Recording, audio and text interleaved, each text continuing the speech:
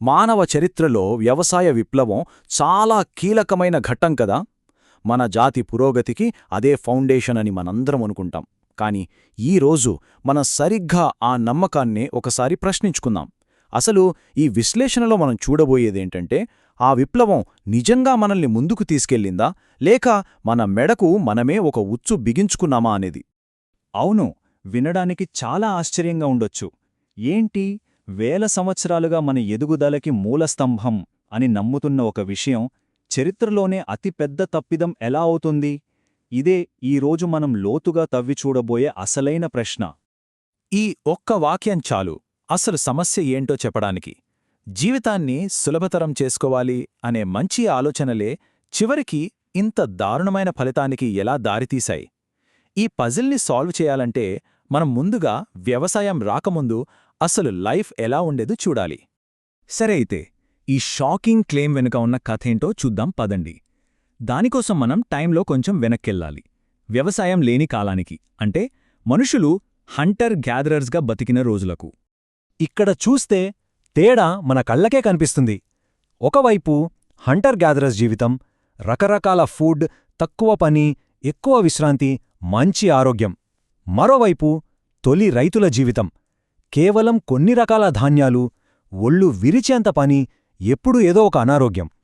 అంటే ఈ ఒక్క మార్పు కోసం వాళ్ళు ఎంత పెద్ద మూల్యం చెల్లించాల్సొచ్చిందో ఇక్కడే అర్థమవుతుంది.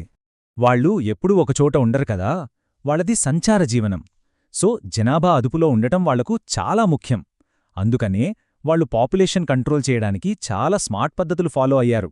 ఉదాహరణకి, ఆహారం తక్కువగా దొరికినప్పుడు బాడీలోనే కొన్ని హార్మోనల్ మార్పుల వల్ల పిల్లలు పుట్టడం తగ్గడం, కొన్ని సాంస్కృతిక కట్టుబాట్లు పాటించటం, పిల్లలకి మధ్య కనీసం 3-4 సంవత్సరాల గ్యాప్ ఉండేలా చూసుకోవడం, ఇవన్నీ అందులో భాగమే.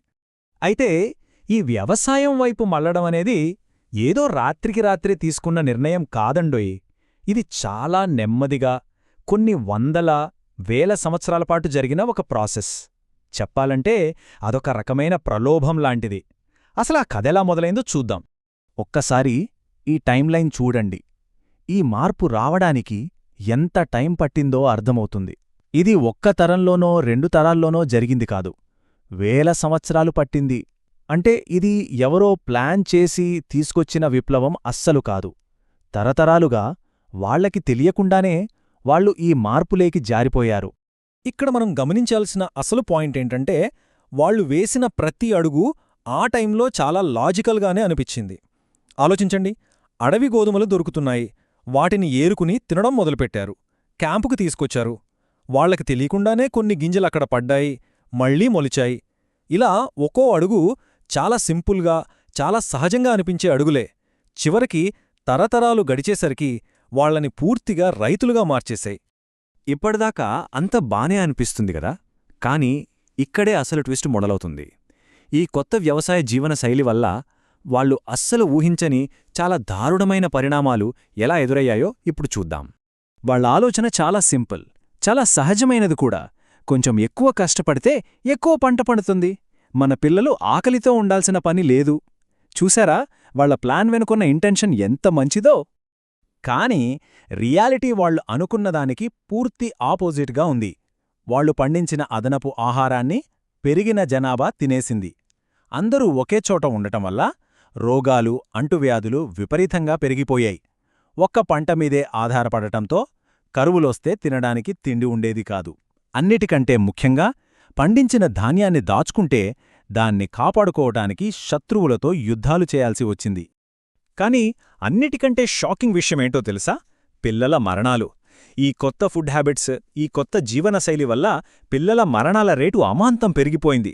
ఎంతలా అంటే పుట్టిన ప్రతి 3 పిల్లల్లో ఒకరు 20 ఏళ్లు కూడా నిండకుండానే చనిపోయేవారు.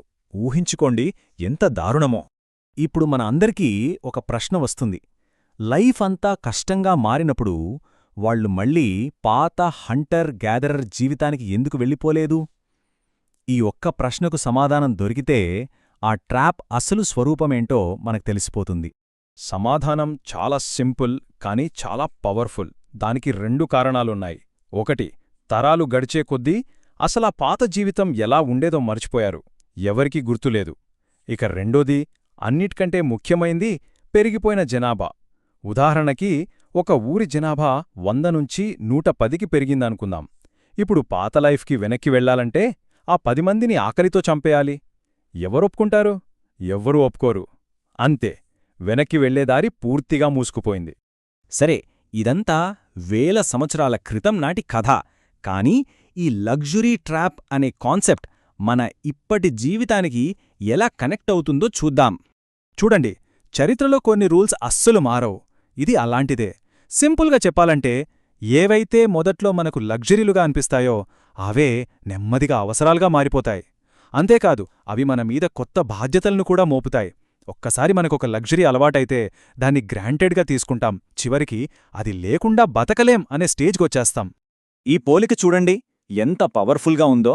ఒకప్పుడు రైతులు గోధుమతో చేసుకున్న ఒప్పందానికి, ఈరోజు మనం టెక్నాలజీతో చేసుకుంటున్న ఒప్పందానికి పెద్ద తేడా లేదు.